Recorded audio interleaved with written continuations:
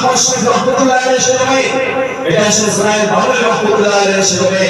এই জমির মধ্যে এখনো আপনার রয়েছে শেখ হাফিজ মামুনুল হক শহরের মতো সে ব্যক্তি এই জমির মধ্যে রয়েছে। আমরা ওই ব্যক্তিদের আমরা সাবধান করে দিতে চাই, আমরা সাবধান করে দিতে চাই। এই জুলাইয়ের গণঅভ্যুত্থানের মাধ্যমে আমরা সেই শেখ হাসিনার মতো সন্ত্রাসীকে এই বাংলাদেশের জমিন থেকে বিতাড়িত করা হয়েছে। কেন? আমরা ওকে বিতাড়িত করার মাধ্যমে আমরা চাই না যে এই বাংলাদেশের জনগণ ভারতের গোলামি করবে। এই ভারতের গোলামি থেকে পেশোয়ারি থেকে আমরা বাংলাদেশকে মুক্ত করার জন্য সেই গণঅভ্যুত্থানের মাধ্যমে বাংলাদেশ আবার দ্বিতীয় স্বাধীনতা অর্জন করেছে। প্রিয় সংগ্রামী সাথী ভাইরা, আমরা সেই বর্তমান যিনি আমাদের রাষ্ট্রপ্রধান রয়েছেন সেই ডক্টর মোহাম্মদ ইউনূস সাহেবকে আমরা বলতে চাই, এই গণঅভ্যুত্থানের মাধ্যমে আমরা যে আপনারা নতুনভাবে এসে বাংলাদেশকে আমরা স্বাধীন করতে পেরেছি, আপনাকে সে মহান আসনে এসে আশা করেছেন যে এই বাংলাদেশের সে জনগণ, বাংলাদেশের জনগণের সামনে আপনাকে আপনার সেই প্রধান উপদেষ্টার মাধ্যমে আপনাকে বসানো হয়েছে। আপনি সাবধান হয়ে যান। এই গণঅভ্যুত্থানের মধ্যে আমাদের গ্রামের সবচেয়ে বড় ভূমিকা রয়েছে, এই ছাত্র জনতার সবচেয়ে বড় ভূমিকা রয়েছে।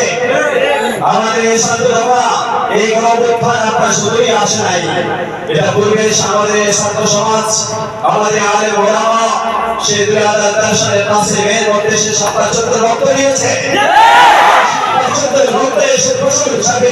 আপনার সেই 24 সালে সে আপনার 5 আগস্ট আসিয়া সেই বাংলাদেশ নতুনভাবে বিজয় লাভ করেছে।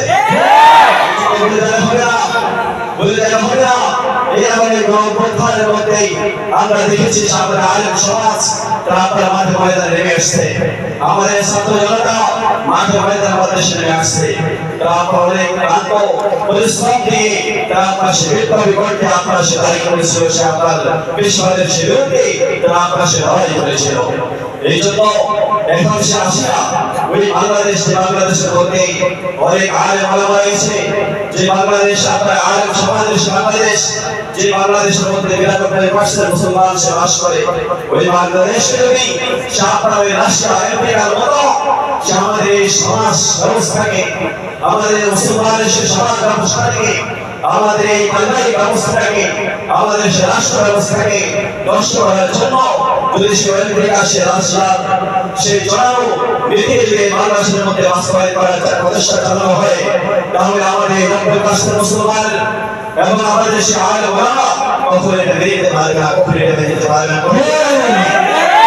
আন্দোলন করে আহ্বানী সে আপনার খালেদ বিন ওয়ালিদের সে তরবারি নিয়ে, সে ওমরের সে তরবারি নিয়ে, সে হুঙ্কার নিয়ে, সে ফুটবল নিয়ে আমরা আমাদের সে রাজপথে নেমে আসবো ইনশাআল্লাহ, ইনশাআল্লাহ। আপনার সেই পরিচয় সেই সংস্কৃতি এই বাংলাদেশ জমিনের মধ্যে কখনো বাস্তবায়ন হয়ে দেওয়া হবে না, হবে না, হবে না, হবে না। এই নীতিমালা আমরা এই গণঅভ্যুত্থানের মাধ্যমে এই বাংলাদেশকে স্বাধীন করেছি।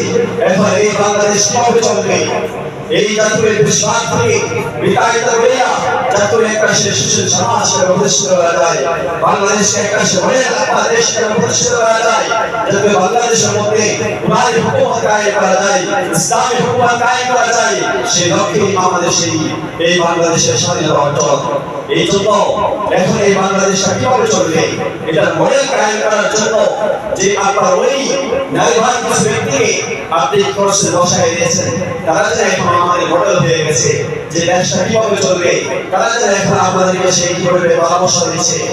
এই আপনার সেই ওই নারীবানদের তাদের আপনার সেই নীতিমালার উপর এই বাংলাদেশে চলবে, তাদের সেই কথার উপর এই বাংলাদেশের নীতিমালা কায়েম হবে।